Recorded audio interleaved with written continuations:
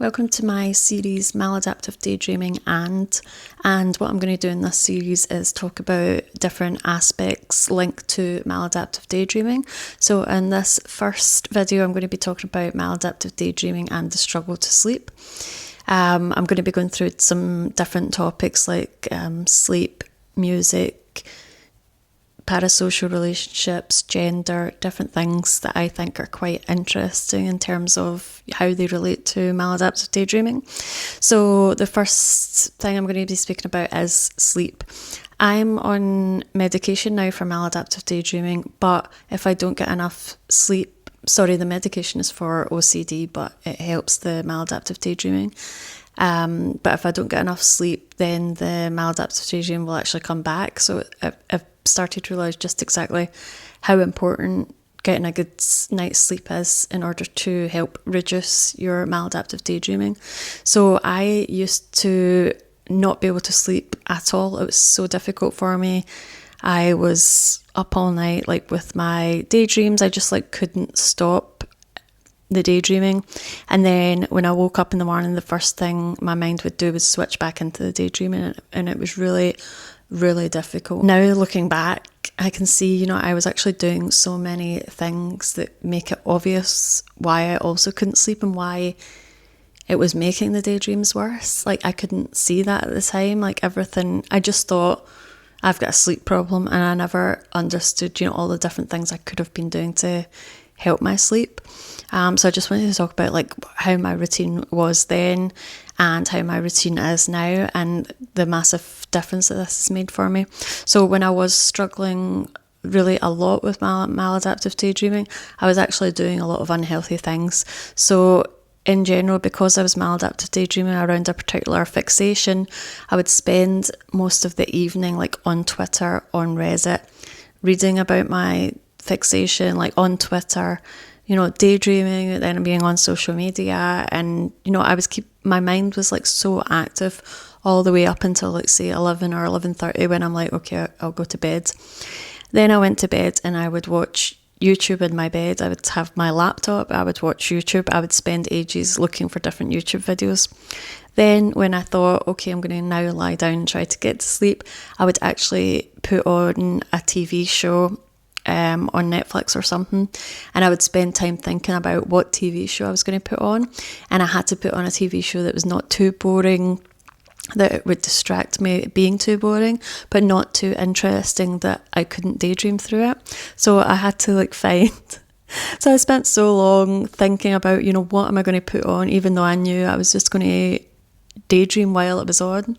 It was almost like I had to find a show that was going to facilitate that enough. And sometimes, if I had particular daydreams, then I wanted particular shows to go with that. So I was actually thinking about all this, at midnight, 1 o'clock. Then I'd have my laptop right in front of me on the bed when I'm trying to sleep. And I always thought, oh, I can't get to sleep unless I have a show on. Because if I didn't put a show on, then I would be in silence and I would obviously just be daydreaming more intensely. So I kind of thought, when I'm looking back now, I'm oh my goodness, what was I thinking? Because all this didn't help. And you might be in the same situation where you actually don't realise you've got such unhealthy habits, because I just feel when you are maladaptive daydreaming and when you do have an obsession or a fixation at that time, everything kind of merges into one, and it's just one big unhealthy mess. You're alerting your brain constantly, you're keeping yourself up, and then it seems as though the maladaptive daydreaming is also keeping you up, because it's you just don't want to stop, or you're not able to stop, and then the minute you wake up, you're back into it again, and then when you wake up the following day, you've not slept. So what I've realised as well from being treated and from being on medication, once you're tired, it's your defences are down to fight off anything or to have your mind be healthy. So it's just this vicious cycle, and this is really what I was in, and what I was in for years.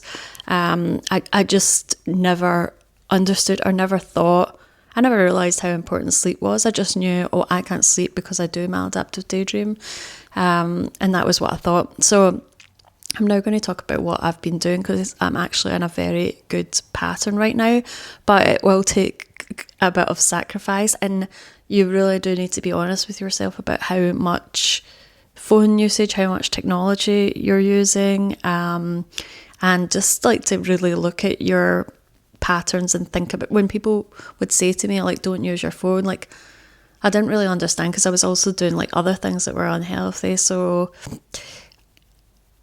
I didn't really believe like doing these little things could help, but I think they really do. So just now what I'm doing is I try to stop looking at my phone at all after 7 o'clock. I'll just, if there is a message or whatever and I need to respond, I'll do that quickly. But I stopped scrolling before that. I've really tried to cut down my scrolling. If you've seen my other video, I tried to quit Twitter altogether. I couldn't because I felt I was missing out on things. So I got Twitter, but I'm trying to use it very limited. So I'll maybe use that for a couple of hours, but not past 7 o'clock. So at 7 o'clock, I stopped looking at that. I stop looking at my laptop as well, so the only thing I'll be doing around that time is having like a show or something on the big screen that I'm watching on the couch, and then what I've been doing is trying to get to bed, trying to sort of start my nightly routine. Like for me, obviously it's just like taking off my makeup, putting on moisturiser, etc. I don't know what other people's nighttime routines are like, but maybe that takes like half an hour for me. So I try to do that now between 8:30 and 9 or 9:30. My aim is basically to be in bed for about 9 or 9:30 in order that I could have fallen asleep by 10. And then I am setting my alarm for 5 o'clock every morning on weekdays and weekends. So the idea is that I'm getting a good between 7 and 8 hours every night, and that I'm going to bed around the same time, I'm waking up around the same time, and I'm basically not looking at any technology after 7. So what I'm doing, if like the idea of going to bed and like not having anything really scares you, it does for me as well. So I have an audiobook. For a long time, even at night when I was doing my makeup routine, I spent a long time trying to find a YouTube video or something that was going to occupy me while I was doing my makeup routine. Not my makeup routine, my makeup removal routine.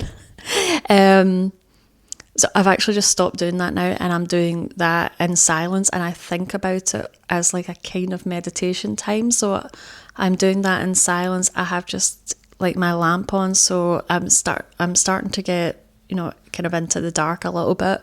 Like the lights are dimmed. I do like a few like neck exercises and things like that, and then I'll sit cross-legged. So it is kind of like a meditation. That's the idea. I want to be that it's just a very relaxing, like calming down time. So I'm not listening to anything. I'm not looking at YouTube. I'm not daydreaming. I'm really trying to be completely present.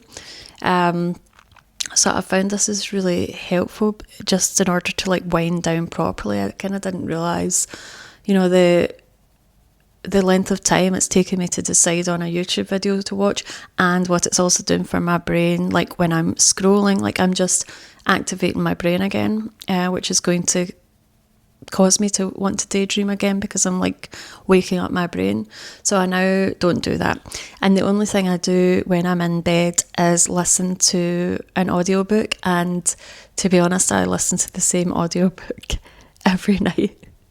So I'm listening to an Alan Partridge audiobook that I've probably listened to for about 10 years, and like it just kind of makes me, I think it's really funny, so I just like put it on and it kind of makes me laugh and makes me calm, and then I just kind of fall asleep to that because I've gotten used to that voice. So I'd kind of recommend this if there's like an audiobook or like some voice that you enjoy or that calms you, like not to make decisions at night, but to have something you're always going to listen to.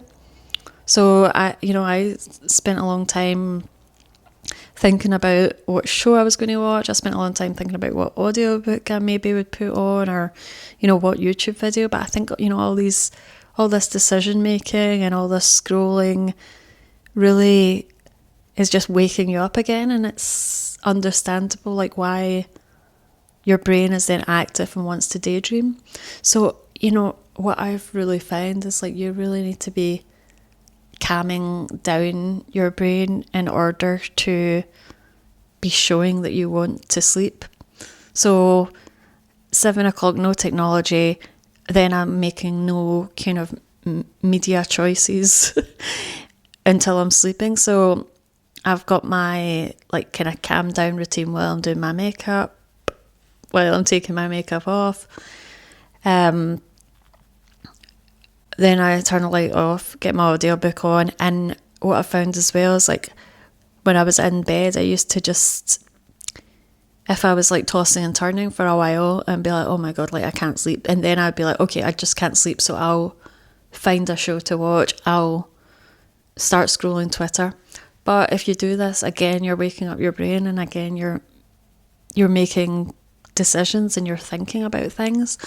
And what I've really found now is like, actually, I'm just going to close my eyes and I'm going to keep my eyes closed until I fall asleep. And people used to say this to me, like, oh, just keep your eyes closed until you fall asleep. And I was like, okay, I can't do that. But like now I am able to do that because I've spent so long like winding down my brain. And like now I think your brain just really responds to habit and responds to the cues you're giving it. And so if you have like the exact same routine every night, obviously not everybody's in the position to do this. Like you might just think, this is too boring. This is not like what I want my life to be. But for me, it makes sense because first of all, I'm happy to be boring at this point. And second of all, the most important time for me is the morning. Like I really wanted to be able to get up and to write and to be creative, and I can only do that in the morning. So actually, for me, shifting into this like late, early nights, early mornings routine really works for me because now it's like I've really like, what's the phrase? Killed 2 birds with 1 stone. Like I've killed a lot of birds with 1 stone because it's like I've kind of solved my sleep problem. I've solved an issue of a lot of decisions I was making at night. I've solved a problem of not having time for my creativity because now, if I get up at 5 every morning, I am having time. I mean, not only am I getting like a couple of hours before work, but because I'm doing 5 a.m. on the weekends, which I would just never have ever thought to do because I'm like, oh, the weekends are for lying in. But now, I'm getting up at 5 and I've got like, 5 hours until maybe I've arranged to meet someone or I'm going to go out for a coffee or do something. Like I would normally kind of start my day around 10ish or 11ish to meet somebody.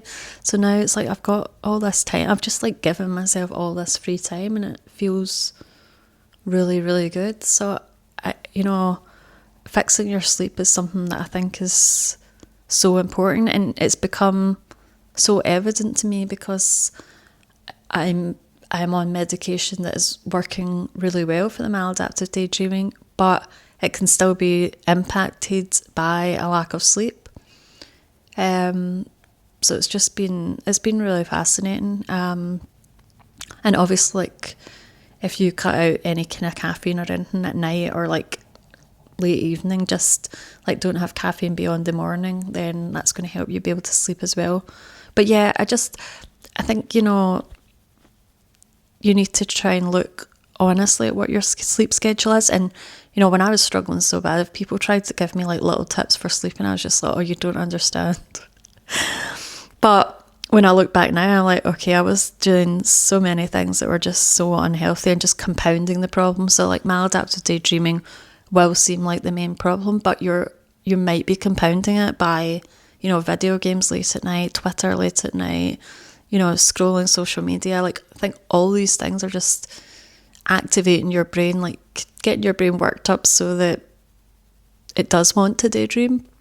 It's particularly, if you're looking at social media and it's making you anxious, and anxiousness, anxiety, obviously is a big thing for maladaptive daydreaming. So it really, really, I would say, try your best to spend a long time like calming down your brain at night, and then really see if you can just, have the light off, have, whatever sound it is that you like, whether it's an audiobook or just sounds, and keep your eyes closed. Don't give up and say, okay, I can't sleep, so now I'm going to just make this even worse by looking at Twitter. I can't tell you how many times I did that, because I was just like, okay, I can't sleep. I'll just make this situation even worse than what it was. I think we do a lot of things that we're really not conscious of, or we just don't realise actually how bad they are and how much they're compounding a difficult situation.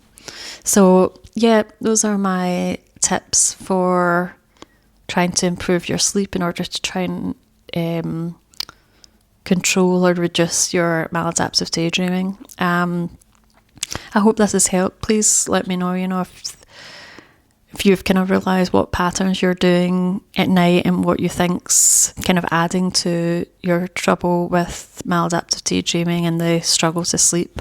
I think that'd be really interesting, and let me know if you try out a new sleeping pattern. And I will say, don't be hard on yourself, because it would take maybe a week or so to properly get into it. So if you think, okay, I can't do this, give yourself time, because I really, really struggled at the beginning, and it probably did take about a week, but now I feel so much better. So yeah, please do leave any comments about your sleep habits below.